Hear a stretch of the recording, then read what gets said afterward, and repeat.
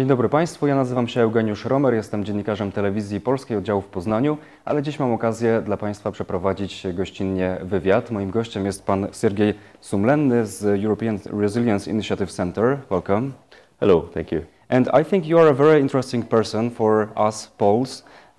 You're a Russian national, but you renounced Russian citizenship. You live in Germany and you help Ukrainians. So could you tell us, please, how did it happen and why?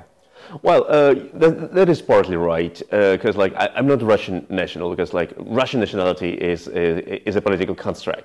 Okay. Like Russia is a construct per se. So you are a Russian national when you are in harmony with the concept of Greater Russia. Like there is no Russia but only Greater Russia. So as soon as you abandon this idea and you abandon your Russian citizenship, you're not Russian anymore, from my perspective. So what's your identity? When I'm being asked in Ukraine, where I'm from, I always say I'm from Berlin. Okay. And that is a part of my self-understanding, because I'm a Russian-born person and I'm a German. So I have towards both Poland and Ukraine, I have responsibility of both countries. My motherland by birth, my motherland by choice, have both attacked Ukraine and Poland, divided it, organized genocide and other things. And at the same time, for example, the elder brother of my grandfather, this part of my family was born in the nowadays Brest. Back then it was Polish territory. And it was actually the same city where Tadeusz Kościuszko was born. And the elder brother of my grandfather, he served as a Polish soldier, as a żołnierz polski, in World War II. And he was conscripted and he died. He was killed by German Wehrmacht, protecting Poland, defending Polish freedom. And that is also part of my history. But when I'm acting as a German citizen, the Russian-born German citizen, then I always carry this responsibility, and I always try to use this knowledge in my connection with the region. Okay, so you're saying you're at least partially German, or you live in Germany, you are a German citizen, but very often in your interviews, you criticize Germany, or at least you criticize the German approach towards Russia, the fascination of Russia, which is very typical for Germans, as you write. What is so fascinating for the Germans in Russia? Well, I criticize Germany because it's my country and I love it.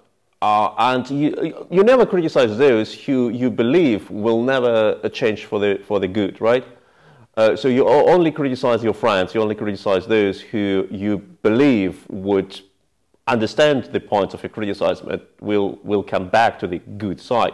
Which is actually, I think, happening now with Germany, because when you look, and after all the pressure, also Polish government and people, opposition in Germany, or some members of the government in Germany also, or the United States, United Kingdom, made against the German Chancellor.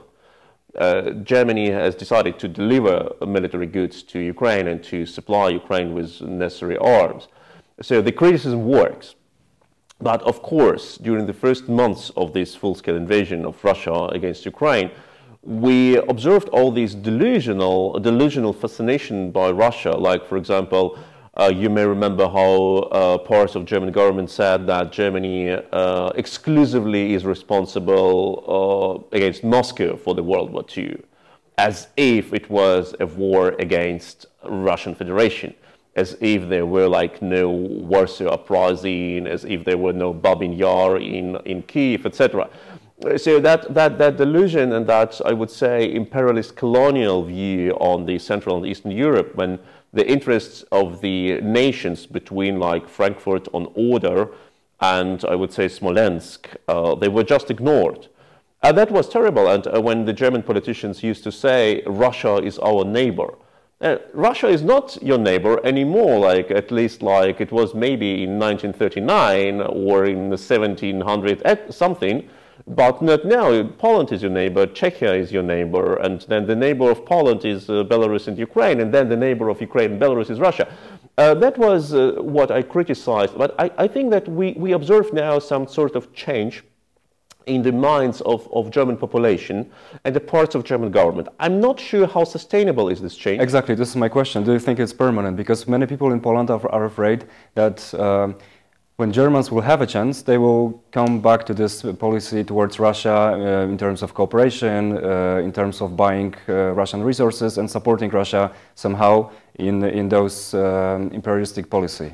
There will be, of course, some sort of like backlash. I have no illusion about that, because the change was that massive and that untypical that you cannot avoid some sort of backlash. But I think the return to normality, as it used to be back then, is not possible anymore. So you will not have like Nord Stream 3 anymore, and you will not have like some sort of Germans like ignorance about the existence of interests of Ukraine or Poland. I'm not sure that the Germans will share like the sort of skepticism against Russia as the Ukrainians do, at least at that grade. But I'm pretty sure that the interests of the Central European nations will be respected more than ever before. That doesn't mean enough or to the level which I would say, okay, now our job is done, but more than ever before. Yes, but I think this is not only, we can discuss obviously the, let's say, political dimension, but also economical one, right? And German economic model was based on cheap labor in V4 countries, but also on cheap Russian resources. And my question is this change, did it change only in the minds of Germans, or is the change, the economic shift, also sustainable? I mean, is Germany able to get resources from other countries?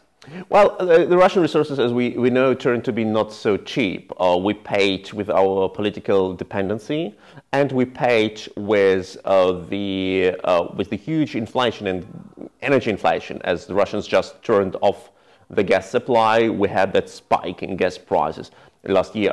Now, fortunately, our Ministry of Economy managed to find other sources of gas, so that problem is not on the table anymore.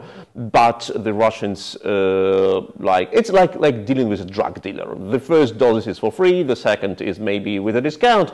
But then, when you are fully dependent, you understand that you sell your house and your kidney to get the next dose. That was what the government of Angela Merkel and before Gerhard Schröder did to our country. Thanks God, we are now not that dependent anymore from the Russian gas. So regarding the Russian dependency, look, Russia is not that important trade partner, has never been. It's a lie. It's a lie and it's delusion. The Russian, if you see all the turnover in German-Russian trade, it was about like 2% of the German GDP. If Russia would have ceased to exist, the drop in the German GDP overall would have been like less than during the COVID pandemic.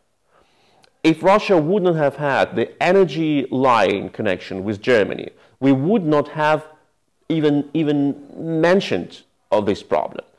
If you look the trade between Germany and Poland and Germany and Russia, the trade with Poland was 3 times bigger than the trade with Russia. And if you count it per capita, it's about 10 times higher. But nobody in Germany said, okay, yeah, Poland is our neighbor, Poland is so important for us. No, because like all eyes were on Russia.